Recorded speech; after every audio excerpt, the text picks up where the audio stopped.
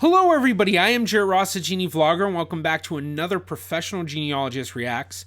On today's video, I will be reacting to Pakistani or Indian 23andMe DNA results, South Asian ancestry by life of Janice and Malik. But before we do jump into the video, let's hear from the sponsor for today's video. Whether you're an avid family history researcher or just getting started, tune in to the Genealogy Show 2021 virtual event from the 25th to the 26th of June. The Genealogy Show has created an immersive platform for you to enjoy over 48 hours straight of talks from industry leaders, all of which will be available for 30 days in the on-demand section. There's also a wide variety of globally recognized exhibitors, experts to help you in your research, and so much more. Pick up your tickets today and be sure to use code GeneaVlogger to get a discount on your tickets. You can get more information at www.thegenealogyshowlive.com or go down into the details for links and more information. This is a very small channel, just 1.05 thousand subscribers, so they're kind of just getting started, really. This is a fairly recent video. It's from April of 2021, so just a few months ago. So doubtful if there's really been any updates since then. I can't remember if there's been any big updates in the past month or so, especially with 23andMe. I think it was like 3 or 4 months ago they had one. But anyway, one of the reasons I decided on this video was I had a lot of people messaging me asking me about doing more South Asian DNA ancestry videos, and specifically I had a few people asking me to do like Punjabi DNA results. So when I looked up Punjabi DNA results, this was one of the top videos, and it looked like it might be very interesting, especially because it says life of Janice and Malik. I was hoping, well, maybe there, if there's two of them, Janice and Malik, maybe we'll get two DNA results to look at, which is even more interesting. So not really quite sure what to expect. I personally have not dealt with a lot of South Asian results. So I imagine that there are all sorts of possibilities that they may get, being that, South Asia has a lot of different connections to, the Middle East. They have connections to Eastern Asia. There's a lot of the trade routes that have gone to and from India and other areas of South Asia. And then all of the other migration routes that have just gone through those areas. So I wouldn't be surprised if there might be some larger mix of something, whether they may be British from when, the British was controlling a lot of those areas, or whether there may be some sort of other stuff. All right, now before we jump into the video, please be sure to give this a like. It really does help me out. Also, be sure to subscribe and click that bell for notifications. But with all of that said, let's go ahead and jump into the video. You can obviously tell based on my facial features, I look like somebody from South Asian descent. Poppin' beard, you see this big nose right here. Poppin' beard. Those are traits of Pakistanis. I am Pakistani, Canadian. Okay. I am born in Karachi, Pakistan. I identify as a Pakistani Canadian. My parents' side is built up of different, you can say, ethnic regions. Both my mom and dad can speak Punjabi, can speak Urdu. My mother's side, her grandparents are from Jabalpur, India. Jabalpur is a city in the state of Madhya Pradesh. That is basically north central India towards the provinces of Uttar Pradesh and Rajasthan. One thing people have to understand is when Pakistan and India was formed, they were seceded from British India. So at the time where they seceded, we had these two prominent leaders, Gandhi for India and Ghazi Azam for Pakistan. His name is Jinnah, but we call him Ghazi Azam. He is not known as much in the history books, but he was also a partner with Gandhi to help secede from British colonialism. Back then, when they successfully seceded, there was a border between Pakistan and India. Now, the countries were developed for a main reason. India represented Hindustan, majority Hindu, people who practice that religion of Buddhism or Hinduism. could live in that country. And Pakistan was created for Muslims. At the time when the country seceded, there was a mass migration, and that's actually written in the history books. That was the biggest migration of history. Just imagine a bunch of Muslims, you can say, or Pakistanis now. They don't have to represent Muslims, or people who wanted to live in Pakistan migrated from India to Pakistan. And the people who wanted to live in India migrated from Pakistan to India. And it doesn't have to account for only Hindus and Sikh or Buddhist people. There's different populations in both countries. Very, very interesting, especially in the fact that when we're going to be looking at DNA, understanding how certain populations migrated helps us understand why certain things may be difficult to decipher. So, like what he's talking about, they're not going to be able, more than likely, to decipher specifically India or Pakistan because both of them have so many shared populations from this large migration from both ways, at least from what he's explaining. So this is a really interesting start to the video, is him actually going into not just his family, well, he hasn't really talked about his family history necessarily, kind of just generally, but going into the history of India and Pakistan, which I imagine he's doing that because he understands how that's going to influence his DNA results. So I'm really excited once the results come in to see how he reacts and what he thinks. So let's keep going. The farmers, we support that. Line basically separated a state called Punjab. They divided Punjab into two. Punjab, Pakistan, there's Punjab, India. The city that my father's side is from is Multan, Punjab, in the state province of Punjab, Pakistan. So my mother's grandparents definitely migrated during that whole mass migration when both countries were developed. From that city, Jabalpur, to some parts of Lahore where my mom's family is pocketed in, and to South Pakistan where Karachi is. My father's side, based on his recollection, he knows that where he was originally from is a village, a small town out on the outskirts of Multan, and it's called Muzaffargarh. He has not seen the results yet. We're both waiting, and we're pretty excited. He wants to be 100% Pakistani. But that's what we're going for. 100% Pakistani. I don't really care. Like if it's other races, it's not gonna affect. It doesn't change who he is. Yeah. He's still 100%.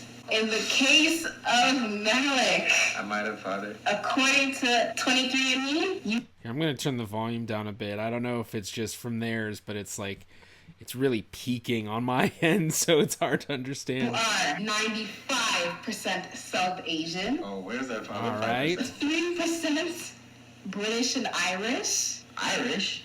Well, that makes sense with the British Empire. 3%.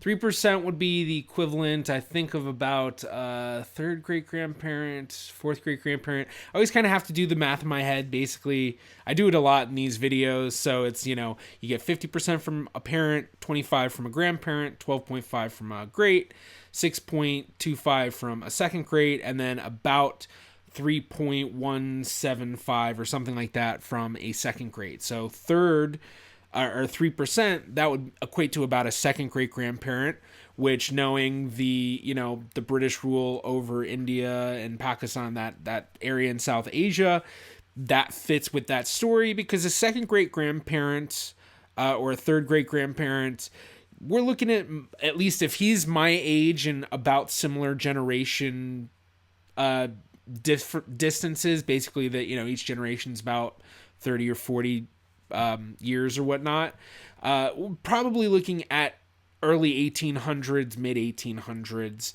that this ancestor most likely lived, which could be something you could find genealogically. Well, I shouldn't say that you could find, because I personally have not researched in depth in South Asia, so I don't know what the records are like. If he were able to build the family tree and use documentation to figure things out, he would be expecting to find about a second or third great grandparent that would be fully British, assuming that 3% comes from one recent ancestor.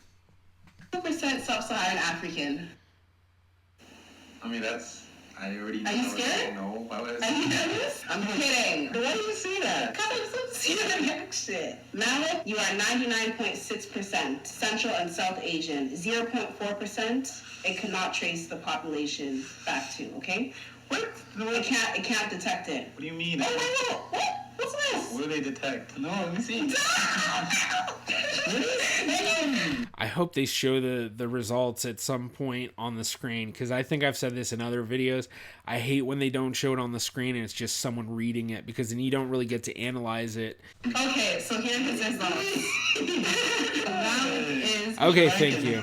Okay. Oh my gosh, he's Sri Lankan. No, I'm 1% Southern. 1% Sri Lankan. So wait, then what were the results that she was reading before? I thought, did he not do just 23andMe? Okay, I'm a little confused. Because she was talking about 3%. Okay.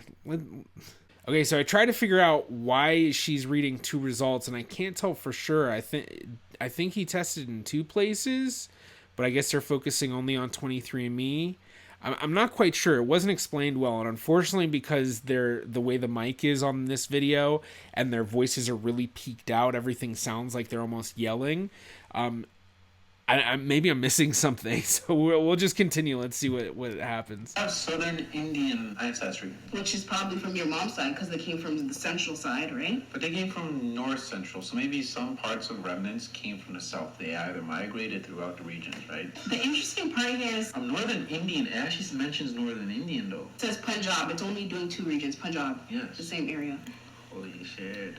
Yeah, and the way that it's coming up with that is based on the DNA matches that he gets, the genetic matches, and where they're putting their family history. And then it's finding that a lot of them have Punjab or North India. And because of that, it's saying that he has strong connections there. DNA suggests that 98.6% of your ancestry is Northern Indian and Pakistani. Yeah. Highly likely match. Okay, I mean, I kind of know that. Because you're either Punjab, Sindh, or what is this one? It's pronounced Khyber Pakhtunkhwa. It's a northern province. That would make sense because the northern province kind of connects to lands to the south, and the northern ones that connect to Afghanistan. So that would make sense because Pushtun, there could be some mixture there too, right? Mm-hmm. So the Southern South Asian, so it just says Southern Indian and Sri Lankan. 1% of your ancestry is Southern Indian and Sri Lankan. I'm Sri Lankan now. It says we did not detect enough evidence of recent ancestry from Sri Lanka.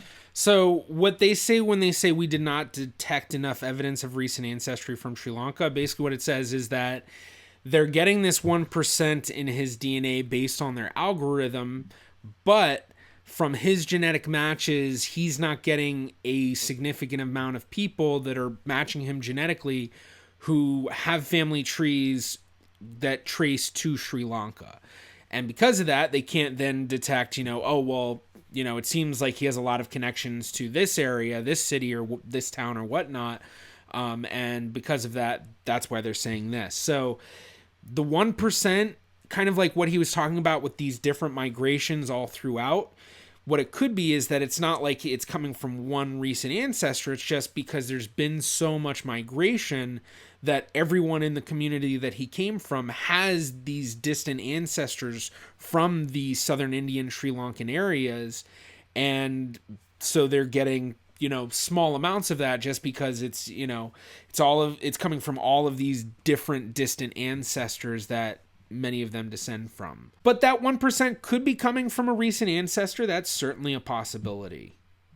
So you're not Sri Lankan. Although it is likely you had an ancestor who lived in India's southern regions in the last 200 years, we have not been able to identify the specific regions in India where your ancestors may have lived. Well, let's see that interesting part here. The trace ancestry detected traces of the following populations in your DNA. Levantine or Levantine? Lebanon, Syria, Jordan, Israel, and Palestine. Well, those populations migrated over the Levant, Africa and Asia for hundreds and thousands of years. You think you were that? No doubt. I must have had a little bit Arab in me. Because you don't understand, Alexander the Great came from Greece, and the Mediterranean Ocean is right there. The region is Mediterranean. Ancestors could have mated with one of the crusaders, or what do you want to call them. You most likely had a parent or a grandparent who was 100% Northern Indian and Pakistani. This person was born between 1940 and 1970. That's accurate. My grandfather.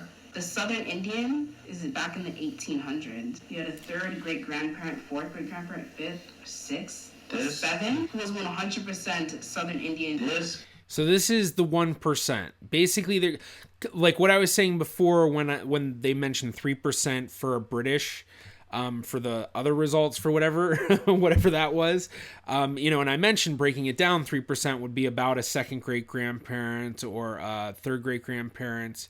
And so because of that, with 1%, it's even further, but with 1%, and the randomness of recombination, there's a wider range of possibility of where that could be coming from that ancestor. So that's what the timeline is saying.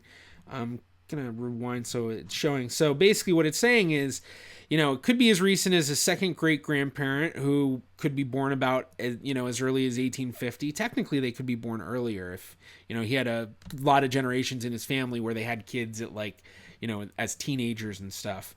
But most likely it would be possibly as early as 1850, or it could be all the way back to the 1700s.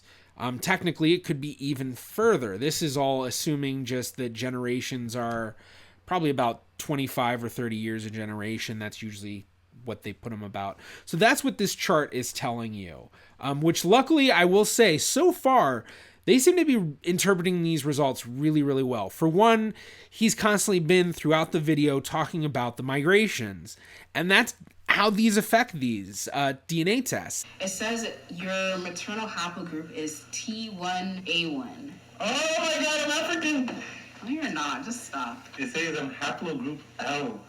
No, you're not. Okay, yeah, no, she's actually understanding it well. So yeah, technically, if he descends from a haplogroup that comes from a haplogroup L, but he's not really he's haplogroup T, which you can see looking at the chart.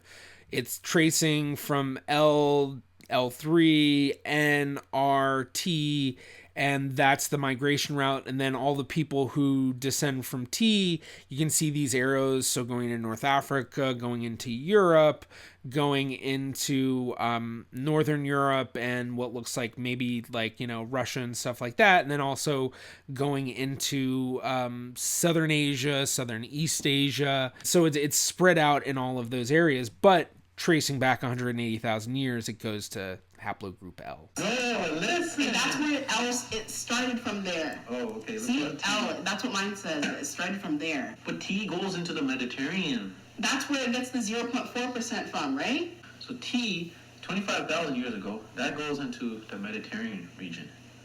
And then T1A is my group. That's 14,500 years ago. It describes just little pockets between Middle East, North Africa, and some parts of Western Europe. Oh, yours is more common. 1 in 75 23andMe customers share the same haplogroup as you. That's a small group. Mine said 1 in how many thousands, okay? It said 19,000. Yours is common. Gives you more like a backdrop of history. We're going to see his paternal haplogroup since he is a male. Okay, so before we get into the paternal haplogroup, I do want to say with what they're looking at for haplogroup T, it could be coming from maybe if you trace up his mother's line, so going from his mom to his mom's mom to her mom and so on, it could be coming from a European ancestor because it did indicate that T came from or went into Europe.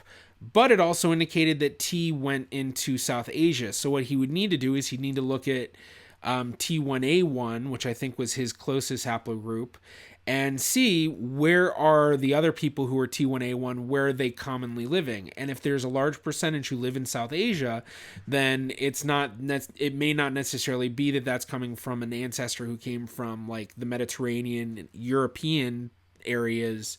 But it could be just that, they do share that, thousands of years ago, that T1A1 with others from the Mediterranean. So let's continue watching the video and see what is his paternal haplogroup, his father's line, and so on. JM241. Okay, he's not too far off from me. I'm actually a subclade from J2. So we shared paternal ancestry tens of thousands of years ago, but still, another haplogroup J. See, haplogroup A is Africa, East Africa, 275,000 years ago. And then we move up to FM89. Okay, I am also JM172. Often I think this is called J2. Do they mention that in here? No.